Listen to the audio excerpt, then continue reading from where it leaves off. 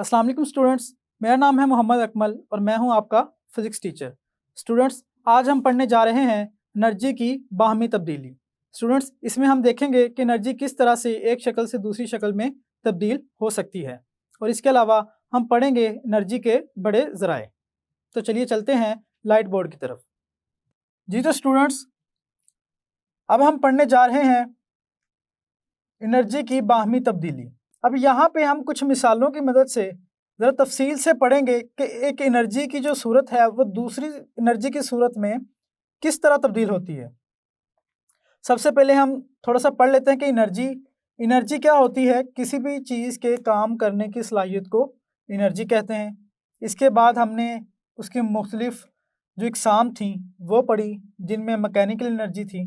हमने देखा कि मैकेनिकल एनर्जी की दो इकसाम थी, काइनेटिक एनर्जी और पोटेंशियल एनर्जी। पोटेंशियल एनर्जी को मज़ीद हमने दो इकसाम में तकसीम किया, जिसमें से एक इलास्टिक एनर्जी थी और दूसरी ग्रेविटेशनल पोटेंशियल एनर्जी थी। फिर हमने देखा साउंड एनर्जी क्या होती है, light energy, heat energy, chemical energy, nuclear energy. हमने इन मुख्तलिफ इकसाम के बारे में पढ़ा। जी तो स्टूडेंट्स, अब हम पढ़ने जा रहे हैं कि एक एनर्जी दूसरी एनर्जी की फॉर्म में किस तरह जाएगी। सबसे पहले हम एक मिसाल लेते हैं। जैसे कि हम रोज़मर्रा ज़िंदगी में देखते हैं कि अगर हम पानी को गर्म करते हैं तो वो पानी बुखारात की शक्ल में उड़ जाता है। इसी तरह की एक मिसाल हम लेते हैं। फ़र्ज़ कीजिए किसी समंदर या दरिया में पानी का बहाव है। अब वो जो पानी का बहाव है उस एनर्जी को हम कहते हैं मैकेनिकल एनर्जी, क्योंकि हमने पढ़ा था कि किसी भी शय में उसकी हरकत या पोजीशन की वजह से जो एनर्जी है उसे हम काइनेटिक एनर्जी कहते हैं। यानी कि अगर पानी हरकत कर रहा है तो उसके पास मैकेनिकल एनर्जी है, और मैकेनिकल एनर्जी की कौन सी किस्म है? Kinetic energy. अब स्टूडेंट्स, सूरज से हमें हीट और रोशनी की एनर्जी मिलती है, हीट एनर्जी और लाइट एनर्जी। अब सूरज से आने वाली जो हीट एनर्जी है वो पानी की थर्मल एनर्जी को बढ़ा देगी। जब थर्मल एनर्जी बढ़ेगी पानी की तो उसमें से बुखारात निकलना शुरू हो जाएंगे। इस अमल को हम एवेपोरेशन कहते हैं।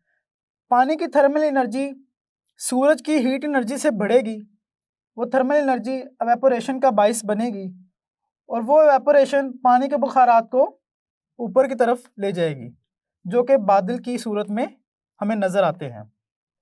स्टूडेंट्स, अगर हम देखें तो हीट एनर्जी शिफ्ट हुई थर्मल एनर्जी में। वो थर्मल एनर्जी पानी के बुखारात को ऊपर लेके गई और जब वो हरकत की उन्होंने तो वो काइनेटिक एनर्जी की एक सूरत बन गई।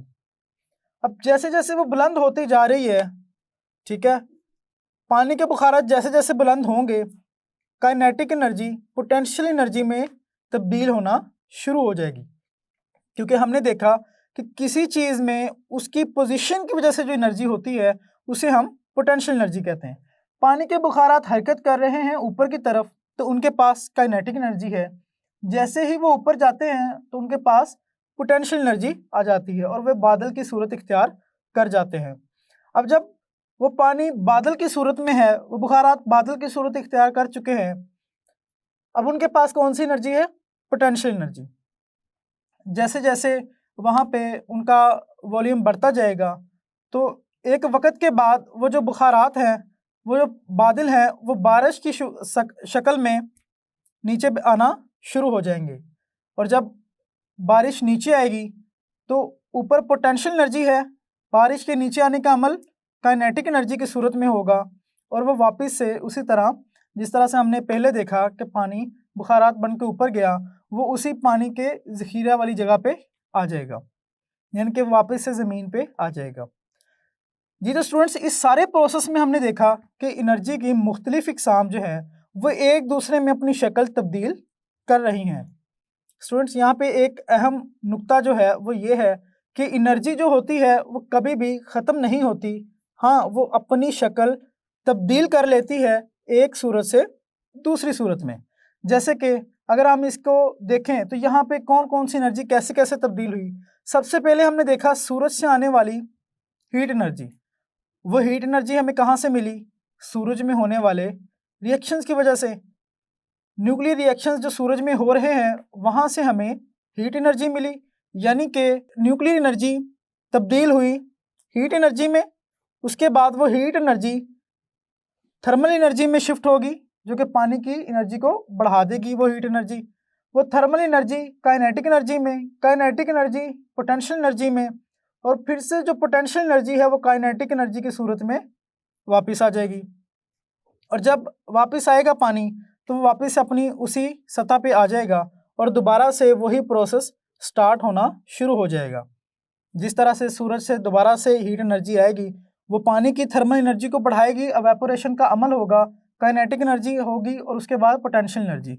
ये चक्कर जो है वो इसी तरह से चलता रहेगा। ये जो स्टूडेंट्स इसमें हमने देखा कि किस तरह एनर्जी की बहुत सारी इकसाम एक दूसरे में तब्दील हो रही हैं, और ये जब से कायनात बनी है ये प्रोसेस इसी तरह से चलता आ रहा है और इसी तरह ही चलता रहेगा। इसके बाद हम एक और मिसाल लेते हैं जिसमें हम काइनेटिक एनर्जी और पोटेंशियल एनर्जी को एक दूसरे में तब्दील होता देखेंगे। हम फर्ज करते हैं कि हमारे पास कोई शय है जो ऊपर जा रही है, यानी कि वो ज़मीन की सतह से ऊपर बुलंदी की तरफ जाती है। अब जब ज़मीन की सतह से वो हरकत करेगी उसके पास जो एनर्जी है वो है काइनेटिक एनर्जी। यानी कि काइनेटिक एनर्जी क्या होती है हमने पढ़ी है कि किसी शय में उसकी हरकत की वजह से मौजूद एनर्जी को काइनेटिक एनर्जी कहते हैं। अब जैसे जैसे वो शय ऊपर जाती जाएगी, फ़र्ज कर लीजिए कि कोई साइकिल है वो ऊपर जा रही है और जैसे जैसे ऊपर जाएगी उसमें एनर्जी स्टोर होती जाएगी। स्टूडेंट्स वो जो एनर्जी स्टोर होगी वो काइनेटिक एनर्जी जो इस्तेमाल हो रही है वो स्टोर हो रही है उसमें पोटेंशियल एनर्जी की सूरत में। अब जैसे जैसे वो बढ़ता जाएगा ऊपर की तरफ, बुलंदी बढ़ती जाएगी, पोटेंशियल एनर्जी बढ़ती जाएगी और काइनेटिक एनर्जी कम होती जाएगी। और जब वो अपनी एक इंतहा की बुलंदी पे पहुंचेगी तो उसके पास काइनेटिक एनर्जी ख़त्म हो चुकी होगी और सारी की सारी एनर्जी जो होगी वो होगी हमारे पास पोटेंशियल एनर्जी। अब वापस से वो ज़मीन की तरफ आना शुरू करेगी शय, तो वो जो पोटेंशियल एनर्जी है वो तब्दील होना शुरू हो जाएगी काइनेटिक एनर्जी में। यानी कि वो जो पोटेंशियल एनर्जी है वो खारिज होती हुई एनर्जी होगी और जो हमारे पास हासिल होने वाली एनर्जी होगी वो कौन सी होगी? Kinetic energy. इसमें अगर हम देखें तो हमारे पास सबसे पहले काइनेटिक एनर्जी थी,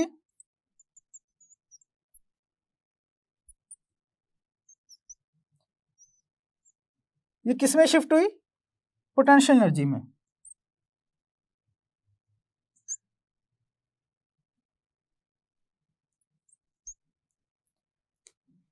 और उसकी इंतहा की बुलंदी पे जाने के बाद काइनेटिक एनर्जी ज़ीरो होगी और पोटेंशियल एनर्जी जो है उसकी मिकदार ज़्यादा होगी।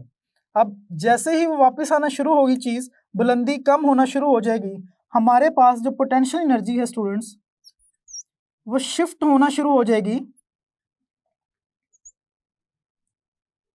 काइनेटिक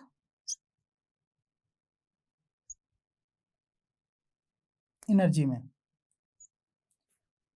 यहाँ पे हम देखें अगर तो जैसे जैसे काइनेटिक एनर्जी कम होगी हमारे पास पोटेंशियल एनर्जी बढ़ती जाएगी। जहाँ पे काइनेटिक एनर्जी ज़ीरो होगी वहाँ पे पोटेंशियल एनर्जी की मिकदार ज़्यादा से ज़्यादा होगी। और जैसे हम ऊपर से नीचे आएंगे, जैसे ही बुलंदी ख़त्म होगी और हम ज़मीन की सतह पे आ जाएंगे तो पोटेंशियल एनर्जी ज़ीरो हो जाएगी और हमारे पास जो एनर्जी होगी वो सारी की सारी मिकदार किस एनर्जी की सूरत में होगी? काइनेटिक एनर्जी की सूरत में। तो हमने देखा जब काइनेटिक एनर्जी ज़ीरो होगी तो हमारे पास ज़्यादा एनर्जी पोटेंशियल होगी और जब पोटेंशियल ज़ीरो होगी ज़मीन की सतह पे तो हमारे पास ज़्यादा एनर्जी काइनेटिक एनर्जी की सूरत में होगी। जी तो स्टूडेंट्स हमने इन मिसालों से वाज़ह तरीके से समझा कि किस तरह से एनर्जी की मुख्तलिफ़ इक़साम जो हैं वो एक शक्ल से दूसरी शक्ल में तब्दील हो रही हैं। अगर इसी तरीके से हम इसमें देखें तो सबसे पहले जो सूरज है उसमें है न्यूक्लियर एनर्जी। अगर हम इस सारे एक चक्कर को समझें तो स्टूडेंट सबसे पहले न्यूक्लियर एनर्जी है जिसका अमल सूरज में चल रहा है, वो न्यूक्लियर एनर्जी शिफ्ट होती है हीट एनर्जी में। उसके बाद वो हीट एनर्जी क्या करती है? ज़मीन पे आती है और पानी की थर्मल एनर्जी को बढ़ा देती है। जिसे हम हीट एनर्जी भी कह सकते हैं, क्योंकि हीट एनर्जी क्या होती है, किसी जिस्म में उसकी हरारत की वजह से जो एनर्जी होती है उसे हम हीट एनर्जी कहते हैं। ठीक है, हीट एनर्जी ने थर्मल एनर्जी को बढ़ाया। अब ये थर्मल एनर्जी है स्टूडेंट्स, ये क्या करेगी, थर्मल एनर्जी पानी को एवेपोरेट करेगी और उस एवेपोरेशन के अमल में पानी के पास जो एनर्जी आएगी वो काइनेटिक एनर्जी आएगी, यानी कि थर्मल एनर्जी हमारे पास मुंतकिल हो रही है काइनेटिक एनर्जी में। अब इसके बाद क्या हुआ, पानी बुलंदी पे जाना शुरू हो जाएगा, वो जो पानी के बुखारात हैं वो बुलंदी पे जाना शुरू होंगे और पोटेंशियल एनर्जी की सूरत में एनर्जी स्टोर कर लेंगे। अब यहाँ पे जो एनर्जी ज़ख़ीरा हुई है वो पोटेंशियल एनर्जी की सूरत में है। अब एक वक़्त के बाद ये जो बादल हैं ये बारिश की सूरत में बरसना शुरू हो जाएंगे। अब जब वो पोटेंशियल एनर्जी होगी बादलों की, वो बारिश के पानी की काइनेटिक एनर्जी की सूरत में तब्दील हो जाएगी। तो हम कह सकते हैं कि जो पोटेंशियल एनर्जी हमारे पास होगी बादलों की, उन बुखारात की, वो किस शक्ल में आ गई है दोबारा से, काइनेटिक एनर्जी की सूरत में।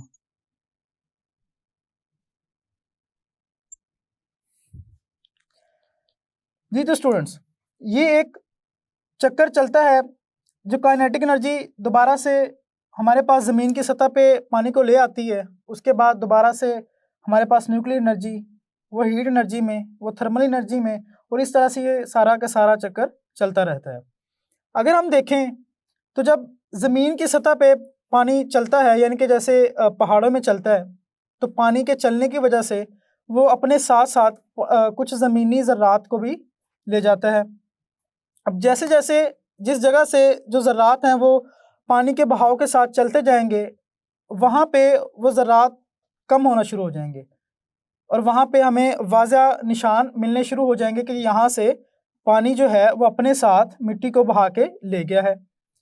स्टूडेंट्स, इस अमल को हम क्या कहते हैं, ज़मीनी कटाव। अब काइनेटिक एनर्जी ज़मीनी कटाव की सूरत में हमें नज़र आएगा और इसी तरह से ये सिलसिला चलता रहेगा। जी तो स्टूडेंट्स, हमने एनर्जी की मुख्तलिफ़ इक़साम को एक दूसरे में तब्दील होते हुए देखा और ये वो हमारे पास मिसालें हैं जो हम अपनी रोज़मर्रा की ज़िंदगी में भी देखते हैं।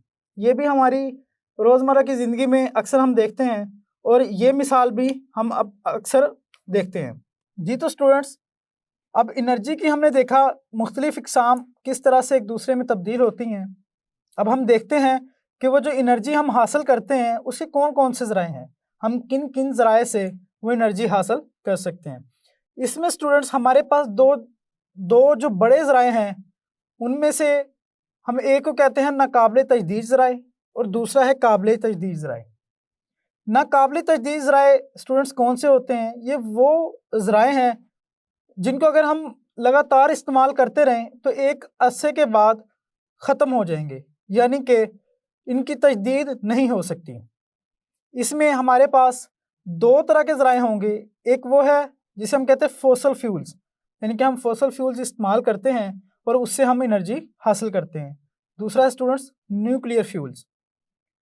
इसके बाद हमारे पास काबिल तजदीद ज़राए हैं, वो कौन कौन से हैं, ये वो ज़राए हैं जिनको अगर हम इस्तेमाल करते भी रहें तो इतना फ़र्क नहीं पड़ता। यानी कि जैसे हम पानी से एनर्जी अगर लेते हैं तो हमें पता है कि पानी का एक जो चक्कर चलता है वो ज़मीन से एवेपोरेशन होके बादलों की सूरत में और वापस से बारिश की सूरत में ज़मीन पे वापस आ जाता है। यानी कि अगर हम पानी को इस्तेमाल करते हैं, इसके मुख्तलिफ़ तरीक़ों से हम एनर्जी हासिल करते हैं, तो ये एक काबिल तजदीद ज़रिया होगा एनर्जी हासिल करने का।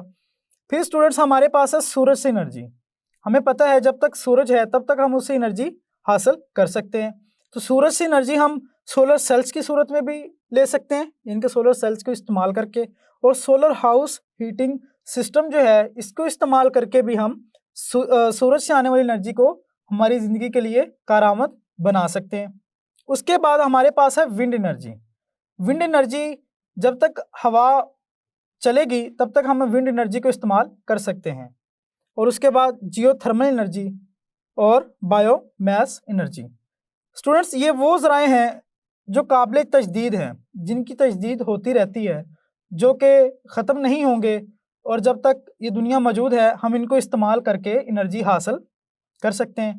जबकि ये जो ज़राए थे नाकाबिल तजदीद ज़राए, जिनका इस्तेमाल एक मुद्दत के बाद ख़त्म हो सकता है, जिनके जिस हिसाब से हम इनको इस्तेमाल कर रहे हैं, रोज़ ब रोज़ इनकी मांग में इजाफ़ा हो रहा है और रोज़ ब रोज़ इनका इस्तेमाल बढ़ता जा रहा है। अगर हम इनको इसी हिसाब से इस्तेमाल करते रहे तो इनके ख़त्म होने का ख़तरा है। स्टूडेंट्स, हम देखते हैं कि फॉसिल फ्यूल्स में क्या क्या शामिल है। फॉसिल फ्यूल्स में हम ज़्यादातर जिस चीज़ का जिक्र करते हैं उसमें हम कहते हैं गैस, कोयला और तेल शामिल हैं। गैस हम रोज़मर्रा ज़िंदगी में भी इस्तेमाल करते हैं, चूल्हे में इस्तेमाल के लिए हम गैस इस्तेमाल करते हैं। इसके अलावा कोयला और तेल भी इस्तेमाल होता है। बड़े पैमाने पर गैस, कोयले और तेल से एनर्जी हासिल की जाती है और इलेक्ट्रिकल एनर्जी भी इससे बनाई जाती है। स्टूडेंट्स, फॉसिल फ्यूल्स में अगर हम देखें, जो ये फॉसिल फ्यूल्स हैं ये ज़्यादातर हाइड्रोकार्बन के कंपाउंड्स होते हैं। हाइड्रोकार्बन के कंपाउंड्स जब रिएक्शन करते हैं और हवा के साथ मिलते हैं तो इसके मुज़र असरात भी होते हैं। जी तो स्टूडेंट्स, हम देखते हैं कि जब हम फॉसिल फ्यूल्स को जलाते हैं और हमें पता है कि ये जो फॉसिल फ्यूल्स हैं ये ज़्यादातर हाइड्रोकार्बन के कंपाउंड्स होते हैं। जब हाइड्रोकार्बन्स को जलाया जाएगा तो ये हवा में मौजूद ऑक्सीजन के साथ रिएक्शन करेंगे, उसकी सूरत में कार्बन डाइऑक्साइड और हीट एनर्जी पैदा होगी। इसमें क्या होगा हम देखते हैं, कार्बन और ऑक्सीजन जब मिलेंगे तो हमारे पास दो चीज़ें निकलेंगी, एक कार्बन डाइऑक्साइड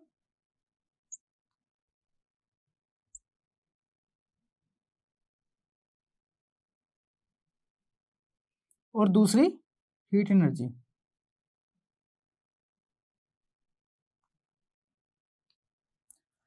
और दूसरा अगर हम रिएक्शन देखें स्टूडेंट्स, तो इसमें हमारे पास अगर हम हाइड्रोकार्बन्स का रिएक्शन करवाते हैं ऑक्सीजन के साथ, इसमें हमारे पास तीन चीज़ें निकलेंगी। एक तो है कार्बन डाइऑक्साइड,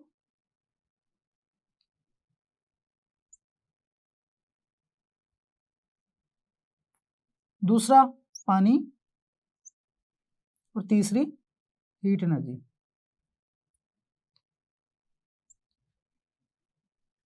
जी तो स्टूडेंट्स, जब हम फॉसिल फ्यूल्स को जलाएंगे तो उसमें मौजूद कार्बन हवा में मौजूद ऑक्सीजन के साथ मिलके कार्बन डाइऑक्साइड पैदा करेगी और हाइड्रोकार्बन जब जलेंगे तो वो ऑक्सीजन के साथ मिलके कार्बन डाइऑक्साइड, पानी और हीट एनर्जी की सूरत में हमें मिलेगी। स्टूडेंट्स, अगर हम देखें तो फॉसिल फ्यूल से हमें और तरह की गैसेस भी मिल सकती हैं जिसमें कार्बन मोनोऑक्साइड है। अगर हम देखें तो कार्बन मोनोऑक्साइड घुटन का बाइस बनती है।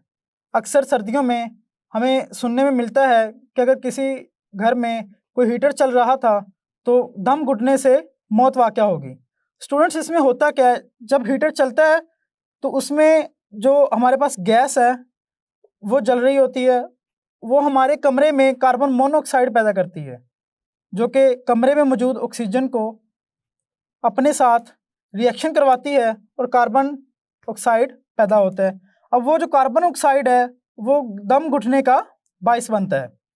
इसी तरह से अगर हम जनरली देखें तो फ़िज़ा में मौजूद जो ऑक्सीजन है जैसे जैसे वो इस्तेमाल होगी वो कार्बन ऑक्साइड्स की सूरत में नज़र आएगी। अब वो जो कार्बन ऑक्साइड है वो हमारे फेफड़ों के लिए भी नुकसानदेह है, उसके ज़रिए से उसकी वजह से दिल की बीमारियां भी पैदा हो सकती हैं। जैसे कि हमने पहले एक मिसाल को देखा कि घुटन हो सकती है, सर में दर्द हो सकता है उसकी वजह से। यानी कि फॉसिल फ्यूल्स को जलाने से हमें जो एनर्जी मिलती है उसके साथ साथ नुकसानात भी हैं, जो नुकसानात इंसानी ज़िंदगी पर बहुत ज़्यादा असरअंदाज होते हैं। यानी कि जितने ज़्यादा हम फॉसिल फ्यूल्स को जलाएंगे उतने ज़्यादा उसके असरात भी होंगे, और अगर हम इनको इसी तरतीब से जलाते जाएँ यानी कि हमारी रोज़मर्रा ज़िंदगी में इसका इस्तेमाल बढ़ता जा रहा है और हमारी एनर्जी का बहुत सारा जो हिस्सा है वो फॉसल फ्यूल्स को इस्तेमाल करके हासिल किया जाता है। वक्त गुजरने के साथ साथ हमारी जो एनर्जी की ज़रूरत है वो बढ़ती जा रही है। जैसे जैसे एनर्जी की ज़रूरत बढ़ेगी, फॉसल फ्यूल्स ज़्यादा इस्तेमाल होंगे। जैसे जैसे वो ज़्यादा इस्तेमाल होंगे तो ख़तरा है कि एक वक्त के बाद ये ख़त्म हो जाएंगे और दोबारा से पूरी दुनिया में जो एक एनर्जी का बहुत बड़ा हसूल का ज़रिया है वो ख़त्म हो जाएगा और एनर्जी का जो शॉर्टफॉल है वो आ सकता है। जी तो स्टूडेंट्स, अब हम आगे देखते हैं कि न्यूक्लियर फ्यूल्स कौन से होते हैं।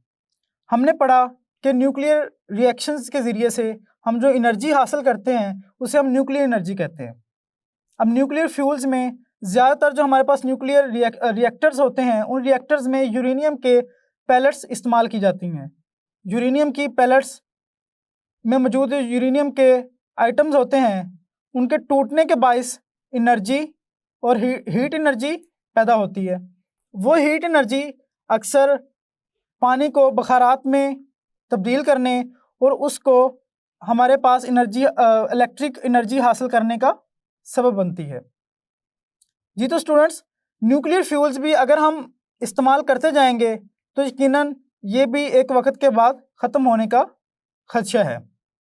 हमने देखा कि नाकाबिले तजदीद ज़राए में हमारे पास फॉसल फ्यूल्स हैं और न्यूक्लियर फ्यूल्स हैं। फॉसल फ्यूल्स में हमने देखा गैस, कोयला और तेल को हम अमूमन इस्तेमाल करते हैं और हमने उसके असरात को देखा कि उसके रिएक्शन की वजह से इंसानी ज़िंदगी पर असरात मुरतब हो रहे हैं। फिर उसके बाद हमने देखा न्यूक्लियर फ्यूल्स। न्यूक्लियर फ्यूल्स में हमने देखा यूरेनियम को न्यूक्लियर रिएक्टर्स में इस्तेमाल किया जाता है। उन न्यूक्लियर रिएक्टर्स के ज़रिए से हमें हीट एनर्जी मैसर आती है। उस हीट एनर्जी को हम इलेक्ट्रिकल एनर्जी बनाने के लिए भी इस्तेमाल कर सकते हैं। लेकिन स्टूडेंट्स, उस हीट एनर्जी का जो बहुत सारा हिस्सा है वो ज़ाया हो जाता है और इसमें जो एक मुज़र सेहत चीज़ है वो इस न्यूक्लियर रेडिएशंस हैं जो कि खारिज होती हैं और इर्द गिर्द अगर उनका प्रॉपर सिस्टम ना किया जाए, उनकी हिफाजत ना की जाए तो ये इंसानी ज़िंदगी पर बहुत गहरे असरात मुरतब करती हैं और इंसानी सेहत पे बहुत बुरे असरात मुरतब करेंगी। जी तो स्टूडेंट्स, ये थे नाकाबिले तजदीद ज़राए। अब अगले लेक्चर में हम पढ़ेंगे कि काबिले तजदीद ज़राए कौन से होते हैं। जी तो स्टूडेंट्स, आज के लेक्चर में हमने पढ़ा एनर्जी की बाहमी तब्दीली के मतलब। हमने देखा कि किस तरह से एनर्जी एक शक्ल से दूसरी शक्ल में तब्दील हो सकती है और इसके अलावा स्टूडेंट्स हमने पढ़ा एनर्जी के बड़े ज़राए कौन से हैं। तो चलिए अगले लेक्चर तक इंतज़ार कीजिए। अल्लाह हाफिज़।